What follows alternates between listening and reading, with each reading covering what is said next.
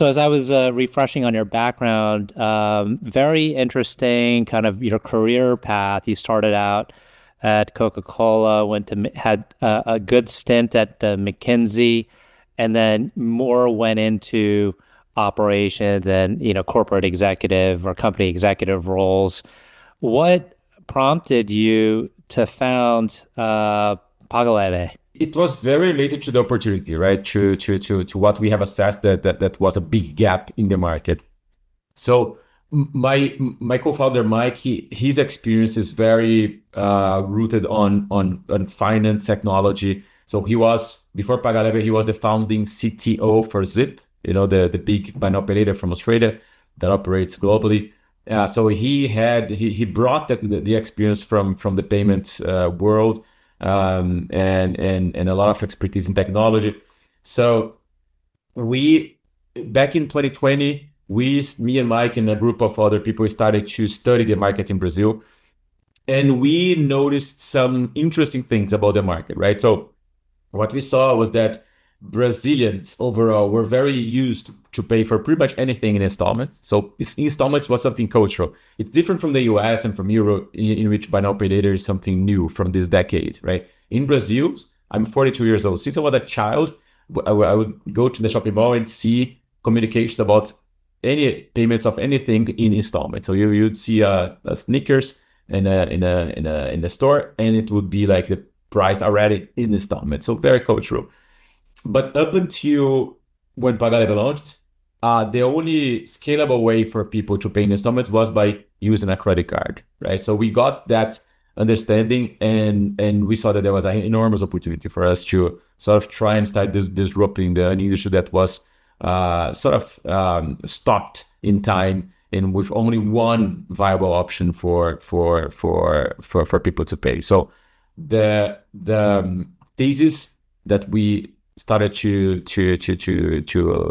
dive deeper was that there would be enormous opportunity to have a scalable way for people to pay in installments outside credit card rails. Has the market adoption met your expectations? Like as you were kind of drafting out your go-to-market and in the early stages, given that it was already socially acceptable to pay in installments, did your kind of adoption and ramp match what you expected? For sure. Actually, it surpassed our expectations. We were overwhelmed at the beginning because on our product is a payment ecosystem, right? So we have two clients. We have the merchants, like the B2B side, and we have the consumers on the other side.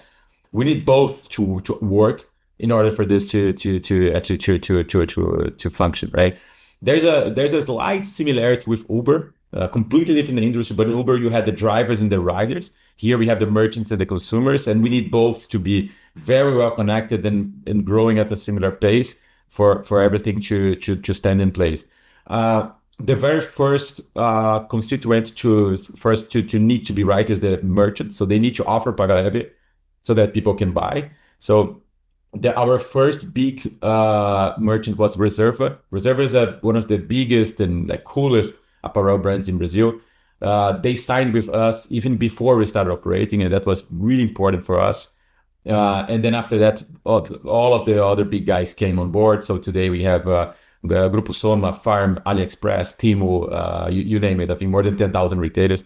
But I mean, the retailer adoption was really surprising to us. And then when we started to study the results that they had with Pagaleve, then it became evident on the value proposition. So at the end of the month, we make the retailers make more money with Pagaleve than without Pagaleve, and it's easy for them to prove, to test, and to see the results on the month, right? So Pagaleve is very easy to connect, and then they can quickly figure out that there's a positive financial outcome for them. So that's why it's so compelling from them to insert Pagaleve in their businesses. And then on the consumer side, I think it's that came like as a result of being present in so many retailers. So consumers now we bring a big amount of consumers every month. So at this point more than 100,000 new consumers per month, and this is scaling a lot. So when you look at Pagaleve overall results, we are 6 times higher than we were in the same period last year. So really, really huge growth. And there's a clear network effect, right? Because every time we bring one additional merchant to Pagaleve, there's a compound effect because this new merchant also comes with new consumers, which will shop not only in that specific retailer, but also in other retailers. And everybody wins, right? So from the current set of retailers we have benefit from each additional retailer that I bring. So it's not competition, it's complementary to what they already have as a business, right? So there's a big network effect playing out in the Pagaleve ecosystem. And do you think in part it was your strategy, your solution, the specific kind of offering or usability? What do you think it was that enabled you to kind of capture this position? I think it's a combination of things, RJ. So first, the consumer experience that we have is really awesome. So if you time the amount of seconds it takes for you to buy with a credit card in any e-commerce in Brazil, just a regular credit card. So you open your wallet, you type in the 16 numbers plus, and then you time how much time it takes for you to buy with Pagaleve. It's pretty much the same amount of time. So it's a really, really seamless experience. You don't need to send a selfie. You don't need to send a picture of your documents like with other solutions. So the fact that the experience is so seamless helps to bring people that are not desperate for paying for credit or anything like this. So people that just buy with us because it's easy, because it's everywhere. So the customer experience is definitely one. Second, the risk practice. I mean, the underwriting mechanism for Pagaleve is also unique. I think there's a metric in when you talk about risk and credit, there's a metric in the credit world that's called KS. The KS is what any lender, any bank in the world looks as one of the primary metrics to understand the predictive power of your underwriting algorithms, right? Normally, if you look at a bank, the KS for new consumers, which is what matters. So KS for new consumers in any given bank in Brazil is between 20 and 25%, right? The higher, the better, 20, 25%. Our KS is close to 40%, right? Which means that we are almost twice as effective as a big bank or as any lender to underwrite for a new user that tries to buy with us, right? So we are AI native. So we built the underwriting algorithms in AI, and we have access to the SKU level data from purchase. So we know even like if RJ Lumba is buying a white sneakers at this specific store, that specific price point, all that is taken into account. So we have more than 100 variables that are analyzed in real time for the algorithms to decide if you're going to be approved or not for that specific purchase, right? So risk and underwriting is definitely a big advantage that we have, right? That's the second one. Third one is B2B relationship and B2B capabilities. I mean, we have a CPG-like type of commercial practices. And the fourth one is overall technology, right? I mean, we got a lot. So Mike brought a kind of a world-class type of approach to technology. Everything was built on microservices, so really high-end technology that supports sort of an operation that would be 10 times higher than what we have in any given point of time. In addition, you have strong leadership, and to be able to build an organization and a highly effective team, you need certain skills, you need certain experience. I'm curious, when you take a look at your career over the years, starting at Coca-Cola, presumably you learned a lot of things, especially with your time at Uber, playing in these key leadership roles. What can you tell us about the key aspects to leading an effective organization and what you keep top of mind in your position as CEO? Yeah, there's a bit of everything from each of my experiences and from Mike's experiences.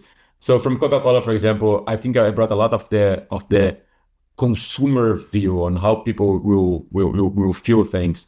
One of the things that that they used to say a lot in Coca-Cola is that everything communicates. So any data points you have with consumers, any opportunity to talk to them will be remembered by consumers. So everything needs to be very well connected. So for example, in Pagaleve, the consumer relationship process is all done in-house. We don't outsource that to agencies, so we do 100% of the customer support.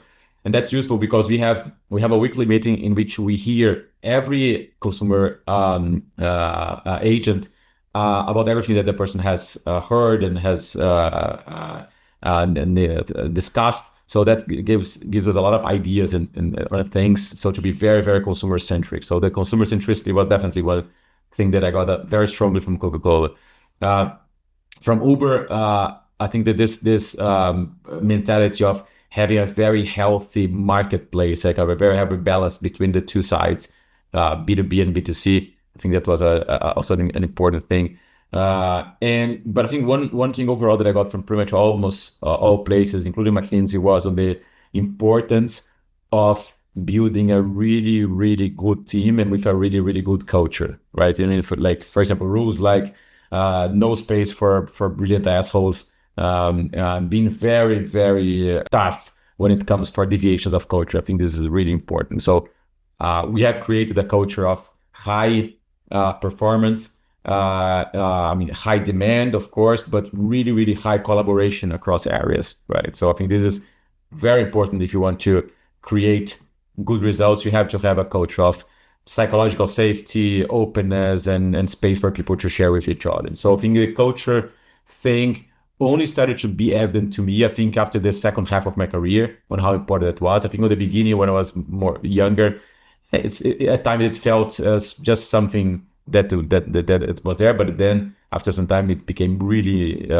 clear to me on how important it was to build a really solid culture for the companies I worked with.